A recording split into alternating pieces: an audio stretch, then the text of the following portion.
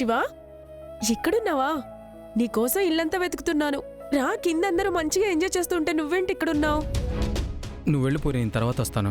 లేదు శివ, రా శివ. అదిగో చూడు, అన్నయ్య వదిన అందరూ ఎంత బాగా ఎంజాయ్ చేస్తున్నారో.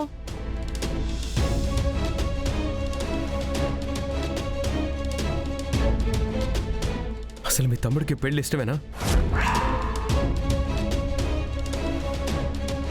అదేంటి బావా అలా అడుగుతున్నావు? వాళ్ళిద్దరూ ఒకరినొకరు ప్రేమించుకున్నారు కదా. ప్రేమించుకున్న వారైతే ఎంత హుషారుగా ఉండాలి. అది తన పెళ్లి ఫంక్షన్లో శివ చూడు ఎంత డల్గా ఉన్నాడు. రా శివ. అంటే బావా అది భూమి, ఇప్పుడు కాదు, నేను అప్పటి నుంచి అబ్జర్వ్ చేస్తూ ఉన్నాను. మనసులో అనుమానం పెట్టుకొని ముందుకు వెళ్ళలేం.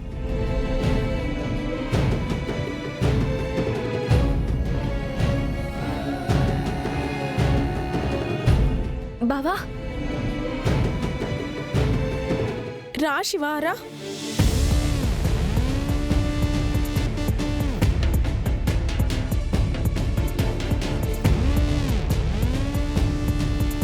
శివ, ఏంటి డల్గా ఉన్నావు?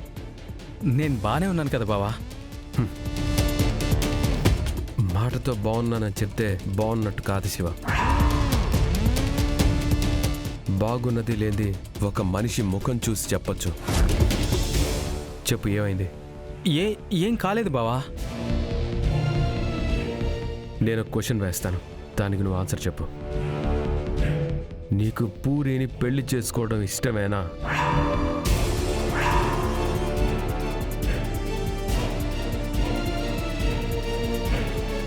అదేంటన్నయ్య అలా మాట్లాడుతున్నావు? మేమిద్దరం ఒకరినొకరం ప్రేమించుకుంటున్నాం కదా. బాగా చెప్పావు పూరి. పెళ్లి దగ్గర పడుతున్న కొద్దీ మీ అన్నయ్య గారిలో అనుమానాలు ఎక్కువ అవుతున్నాయి. ఏరా శివ, ఎందుకు డల్గా ఉన్నావో ఇందాక నాకు చెప్పావు కదా. అదే మీ బావకి చెప్పడానికి ఏమైంది? ఏం చెప్పాడు భూమి? అదే బావా, మమ్మల్ని పెంచిన అమ్మా నాన్నలు ఉదయం నుంచి తెగ గుర్తుకొస్తున్నారంట. అందుకే డల్గా ఉన్నాడు.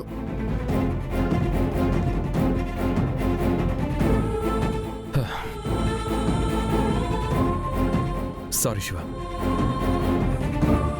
ఈ విషయం నువ్వు చెప్తే ఏంటి, శివ చెప్తే ఏంటి? శివ, అయిపోయిన క్షణాలను, లోకం నుంచి దూరం అయిన మనుషులను వెనక్కి తెచ్చుకోలేం. ఏ లోకంలో ఉన్నా నేను బాగున్నానని, అమ్మా నాన్న సంతోషిస్తారని తృప్తి పడాలి. ఇట్స్ ఓకే, ఓకే, సంతోషంగా ఉండు. It will be fine. నాకొచ్చిన అనుమానమే ఇంకెవరికైనా వస్తే చాలా ఇబ్బందిగా అనిపిస్తుంది. ప్లీజ్. అయ్యో, నువ్విన్ని ఇంత బతిమాలాలా బావా? నేను రెడీ చేసి తీసుకొస్తాను. ఎంత సంతోషంగా ఉంటాడో నువ్వే చూద్దువు గాని. రా శివ, వెళ్ళు.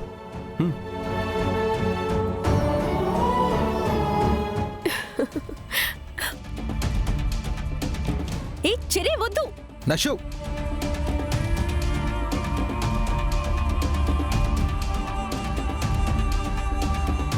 చెరి, నేను అడిగింది తెచ్చావా? ఏంటి లాఫింగ్ గ్యాస్ టాబ్లెట్ కదా? అవును. తెచ్చాను భూమి, ఉంది. కానీ నువ్వు ఎందుకు తెమ్మన్నావో నాకు అర్థం కావట్లేదు. ఎందుకు అని అడగొద్దని చెప్పాను కదా చెర్రీ. ఇప్పుడే వివరాలు అడక్కు. సమయం సందర్భం వచ్చినప్పుడు నేనే నీకు చెప్తాను. సరే తీసుకో. కానీ భూమి. చెర్రీ, పసుపు బట్టలతో ఉండిపోకు. డ్రెస్ మార్చుకో. Thank you so much cherry.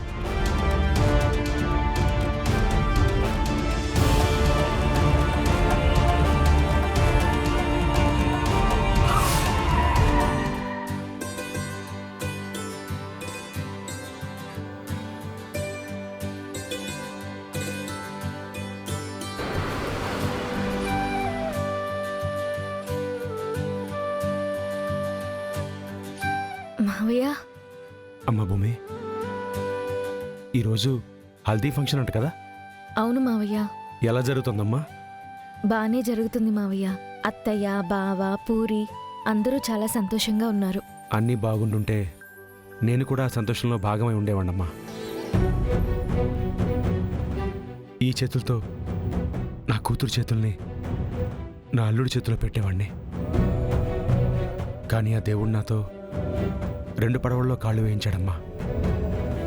ఒక పడవలో నేను క్షేమంగానే ఉన్నాను, కానీ 2వ పడవలోనే నన్ను నమ్ముకున్న వాళ్ళు మునిగిపోయారు.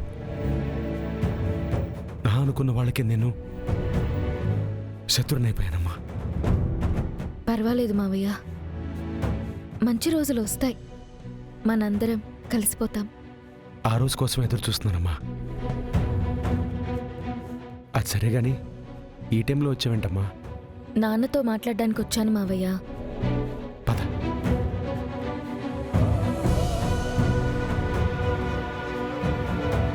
నానా, నానా,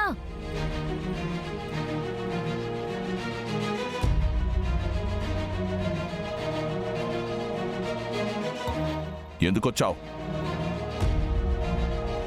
ఎల్లుండి శివకి పూరికి పెళ్లి నాన్న. ఆ ఇంట్లో పెళ్ళైతే ఈ ఇంట్లో నీకేం పని? మీరొచ్చి నా తమ్ముడు శివకి తండ్రి స్థానంలో ఉండి పెళ్లి చేయండి నాన్న.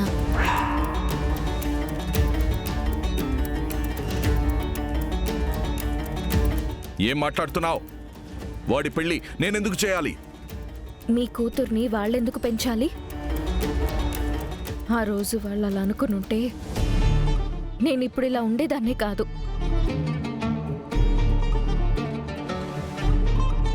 నాకు అమ్మా నాన్న లేని లోటు తెలియకుండా నన్ను చూసుకున్నారు. వాళ్ళ కొడుకు శివ ఇప్పుడు పెళ్లి చేసుకోబోతున్నాడు. కానీ ఈరోజు వాళ్ళు లేరు నాన్న. అందుకే నాన్న మిమ్మల్ని రమ్మని అడుగుతున్నాను.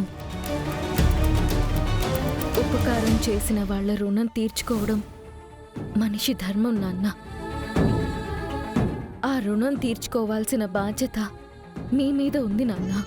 కాబట్టి వాళ్ళ స్థానంలో మీరు నిలబడి శివకి పెళ్లి చేయాల్సిన బాధ్యత మీరు తీసుకోండి. చాలు చాలు చాలు చాలు. ఆ రోజు నా భార్య నీ కోసం చచ్చిపోవడమే నాకు లోటు.